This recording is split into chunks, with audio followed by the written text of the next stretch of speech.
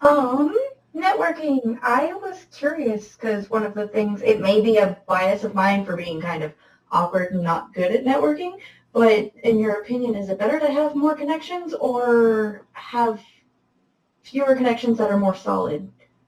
Because I see a lot of people on LinkedIn who will have like 1,000 plus or 500 plus, and I'm like, oh, you must know a lot of people. And then I realize like they probably never talk. Like, is it helpful to them?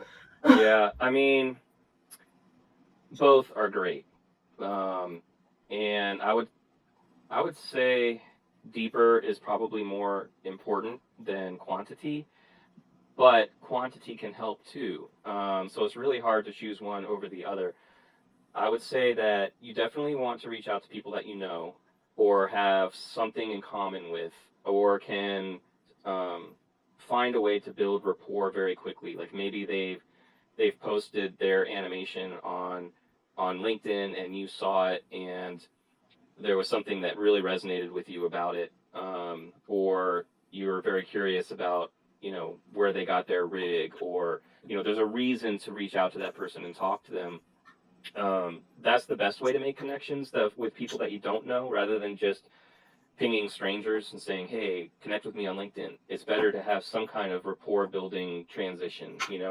Um, and the reason why quantity can be important is just because when you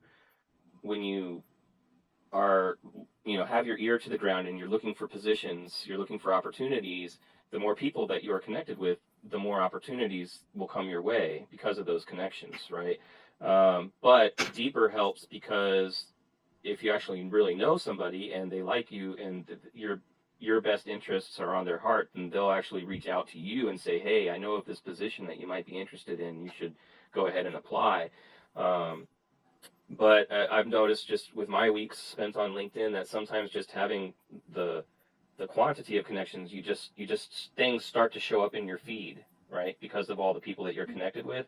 And so some random person that I hardly know, but I am connected with for a reason, will post a job opening on their feed, and I'll see it in my feed just because I'm connected with them. And that's how quantity can help. But I would say don't just ping random people and say, "Hey, let's connect." Find a reason to reach out to them.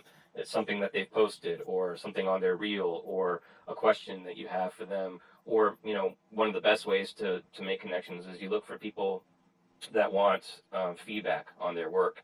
So a lot of times, and if you haven't started looking at animation groups on LinkedIn, I encourage you to search for them, because there's just like there's Facebook groups, there's also LinkedIn groups, and there's animation related LinkedIn groups.